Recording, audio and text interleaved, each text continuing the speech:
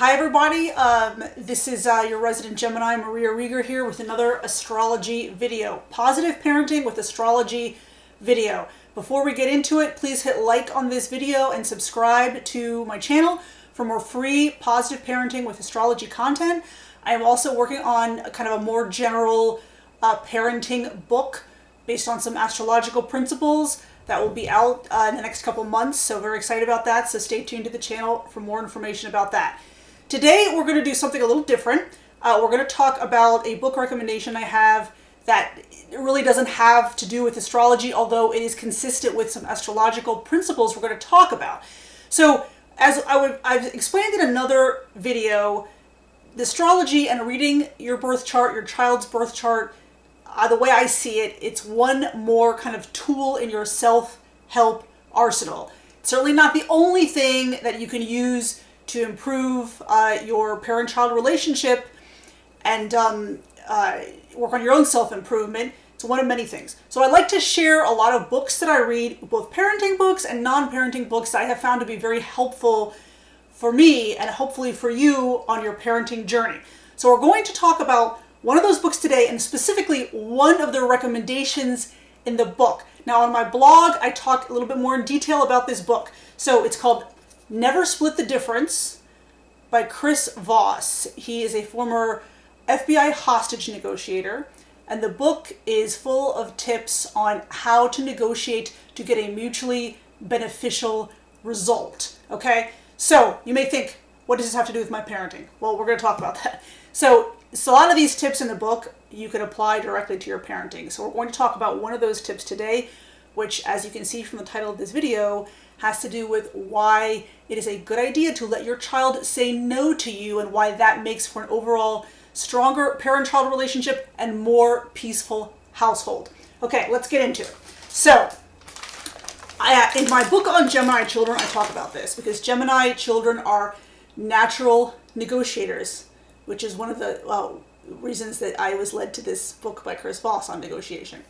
So when kids get older, and we've talked about this in other videos and on my blog, when kids get older, they are naturally asserting age-appropriate independence and autonomy. And they do that first at home with the parents. It is a safe space, hopefully, for the kids. The home is a safe space to practice their increasing autonomy. This is a natural child development. This is what you expect to see in a healthy parent-child dynamic. Now, there are a couple things I want to point out before we get into the recommendations in Voss's book. One, there are always what I call no bargain issues with your kids, right? There are things you just won't negotiate over. One thing, for example, is I don't like when I go shopping, I don't like my son being alone in the car in certain parking lots when I go, in the grocery store. And sometimes he'll say, I just want to stay in the car. And depending on the location and the environment, I won't let him be alone in the car because I'm not comfortable with it, even though he wants to be. For example, other things maybe, it came up recently, he wanted to play Grand Theft Auto, and he's 11, and I said, no, that is not an appropriate game for an 11-year-old. There's no negotiating about that. So there'll always be those hold fast, no bargain issues. Okay, that's one thing.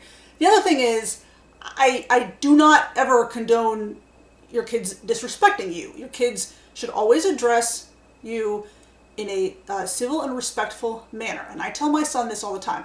You can say anything you want to me as long as you do it civilly and respectfully, right? So I want to make those points clear. Kids can say no to you in a respectful way. Okay, so when kids say no to parents, and an example would be, let's go for a walk. No, I don't want to. Sometimes the parents feel like that's a rejection of the parents. And Voss points this out really well in his book, and this is something that I've brought up in my book on Gemini children. When you are negotiating with someone or talking with your child and they say no, the no is a way that they can affirm their self-autonomy. They are affirming their independence. They are affirming your autonomy. And Voss, in his book, recommends that you open the negotiation asking a question you know the other person is going to say no to. Because what happens is the person says no, and after they have asserted their autonomy and their independence, they relax a little bit and they feel more comfortable engaging in a dialogue with you. And often, when the other party says no, that is the start of the discussion or the negotiation. It is not the end. They are not rejecting you. They are affirming their autonomy, and now you can kind of step back and have a dialogue. So Voss says, and I wrote about this on my blog, that when the other person says no to you, including your child, instead of thinking of it as an outright rejection of what you're saying, it can be one of several things. And I'm going to read you this short list.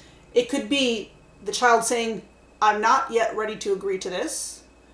I don't feel comfortable with this. I don't understand.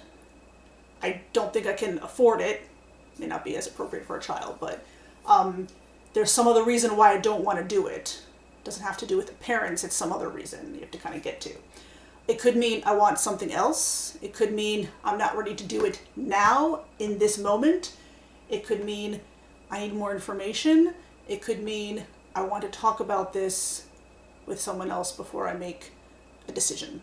Okay? So when you think about the no in those terms, it becomes less of a rejection and more about the other person just not ready to agree. So here are some tricks to handle that when the kid says no. Okay, so one thing I like to do is when my son says no to me, I'm just silent. And this has actually worked really well a number of times. And then you hold the space, and then often they will kind of calm down and change their mind. So one example is we were watching TV, and I said, let's watch one episode of my show, and then we'll watch an episode of your show. No, I don't want to do it. I don't want to do it. I don't want to watch your show. We were in the middle of a show. And I said nothing. I said absolutely nothing. And the show we were watching ended, and then he said to me, okay, we'll watch one episode of your show, and then we'll watch my show, which is what I wanted all along. And I didn't have to say anything. I just was silent and was calm and respected his no, and he eventually agreed with me without me having to do anything or strong arm him. That's kind of what I'm talking about. Those are the principles what I'm talking about. And this principle is very similar to something we talk about in astrology, which is flow with the energy. Instead of ramrodding somebody or kind of being authoritarian, you want to kind of lean into their energy. And this, we talk about this with planetary transits all the time.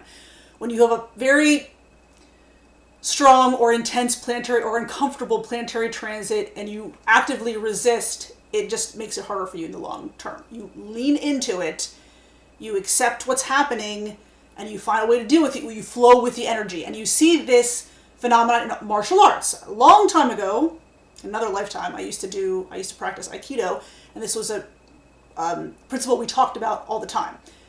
You lean into the other person, right? You use their body weight to get them to move where you want them to move. You don't resist and strong arm them. I mean, most people are stronger than me, so if I were ever engaged with somebody physically, the resistance would be futile, right? So you use their body weight against them. If they're going in one direction, you lean into that direction and flow with the energy. So this is what we're talking about, these concepts of flowing with the energy. And Voss talks about in his book, instead of, you've got to abandon some of your logical principles and be empathetic and put yourself in the shoes of the other person in the negotiation. Or in our context, put yourself in your child's shoes. That's what he's talking about. And I'm a very logical person, right? Gemini, I have a lot of air in my chart. And for me, it doesn't make logical sense that just because I empathize with somebody, they will do what I want. But it works. It really does if you put it into practice. Okay, so what else? So, okay. So another, we talked about when your child says no to you, like you said, let's go do something. No, I don't want to. One thing you can do is just be silent. And then that gives them room to explain why. Sometimes they just don't want to do it now. And something that's been very helpful with me and my son is I will give him, a short list of things to do, and I will just say, you need to do these sometime today or sometime this weekend, and you can decide when to do them. Your children will be much more willing to do them if they can have a say in when things get done. That boosts their self-confidence, that makes them feel more adult, that makes them feel more independent. It teaches them to plan their day and their schedule, right? It teaches them consequences if they wait to the last minute Sunday night to do everything. It's a big rush and they're tired. teaches them a lot of things. It prepares them for adulthood. That's one thing you can do. So other things you can do, if your child says no, instead of you being silent, you can ask kind of open-ended questions, and always remain calm. Don't emotionally overreact. When you remain calm, you're teaching the child to always be calm, to they don't have to react on every emotion they have, things like that, okay? So you can ask them, when they say no to you, you can ask them, so what about this does not work for you? Or what would you need in order for this to happen? Or what would you need to feel more comfortable? Or you seem a little uncomfortable. Is there anything else that's going on that you'd like to talk about? So things like that. So that kind of puts the ball in their court, and then because you're not emotionally overreacting and you're not strong-arming them, you don't say no to me, things like that, they'll be much more willing to talk to you and have this dialogue about what it is why they're saying no, right? Okay, so what else?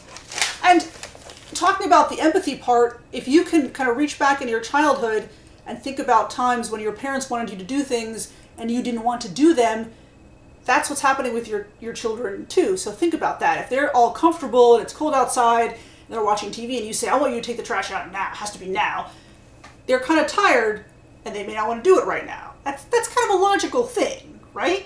So remember that, and I'm not saying, they don't have to do any chores, but remember that, remember the context, remember they're human, reach back to your childhood, think about what it was like for you, and see if you can put yourself in their shoes. Okay. What else? Okay. One of the reasons Voss says to start the negotiation by asking a question that the other person will say no to is because the no protects the status quo. Saying yes is actually more difficult because that represents change. And protecting the status quo, maintaining the status quo is always the easier thing to do. So when people say no, they're protecting their autonomy, their independence, and protecting the status quo. So one more detail. Okay.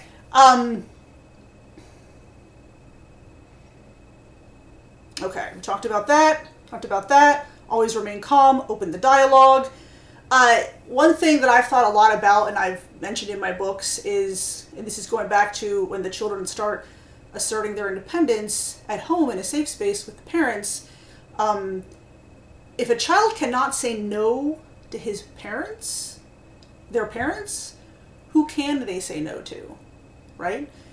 If a child grows up and the parents value obedience and compliance without question, without any dialogue, then that sets the child up very poorly. It sets the child up to always suppress their wants, needs, emotions. It sets the child up to become an adult who is a people pleaser and who is maybe easily taken advantage of. So you want to think about that. There are parents who think, oh, you don't say no to me, my kid doesn't say no to me. That's insecure parenting. It doesn't decrease or lessen your parental authority when the child says no to you. The thing is to find out why the child is saying no, or why are they saying no right now? Maybe they're not opposed to doing it, they're just opposed to doing it right now.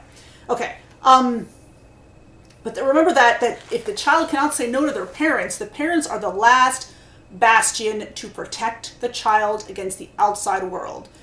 And if you have trouble standing up for yourself as an adult, you need to work on that because you have little kids that need you to stand up for them. And that's something I've had to work on in my adult life frequently. I've had a hard time standing up for myself, my wants and needs, and I had to learn to do that, and I had to learn to do it to stand up for my kid against injustice or what I perceive to be injustice. It's very important. Okay, so again, it does not undermine parents' authority when the child says no. It strengthens the parent-child relationship when the child knows they can say no respectfully to the parents, and the parents still love them unconditionally and do not treat them any differently because they say no to the parents. Okay? Okay. So, all right.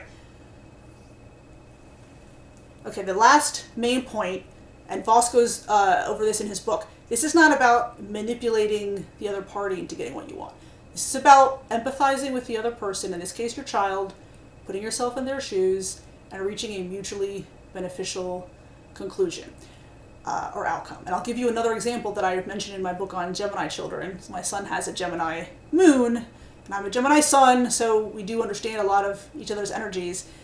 For example, we were at home, and I wanted to work out, and I wanted him to get some exercise instead of sitting on the sofa all day. So I told him, we're going to exercise today for 30 minutes. And he said, no, I don't want to. We exercised yesterday. And I said, well, and I remained calm, right? Didn't raise my voice. And I said, well, actually, we did not exercise yesterday. We exercised the day before yesterday. He said, oh, yeah, that's right. We exercised the day before yesterday. And I said, well, I'm going to do my 30-minute video. And he said, well, I want to do my own exercise. And I said, that's fine. Do your own exercise. And he said, I'm going to set the timer for 30 minutes and do my jumping jacks and my cardio and do what I want to do. I said, fine, that's fine. No problem. So I got what I wanted, right? At the end, he exercised, and he kind of got what he wanted. He did the exercise he wanted to do. That's what we're talking about. Don't take the no as a rejection. Take the no as the child's normal development in asserting their independence, which you want. You want them to stand up for themselves as children and as adults. Okay? So the book is excellent. There's a ton more information in it that will help you in parenting, in life in general. It's a great read. It's an interesting, fast-paced, sometimes humorous read, and I highly recommend it. You can go to my blog, which is lawschoolheretic.com, and I talk about a lot of the stuff in the book. But just remember that your kids, as they get older, are going to be asserting their autonomy more and more, and especially as teenagers. And the more independence, age-appropriate independence you can give them will strengthen the parent-child relationship. Now, you have to maintain boundaries, too, and that's another topic for another video. But maintaining boundaries does not mean that the child is not able to assert independence and autonomy in an age-appropriate way. Give them as much say in what happens to them as you can in an appropriate way, and that strengthens the parent-child relationship, and it makes it easier for the kids to do what you want them to do because they know that you value them, their independence, thoughts, feelings, emotions, and everything that's going on with it. Okay, so that's it for today's video, and comment below if you have any questions, and we will see you next week. Thank you. Bye.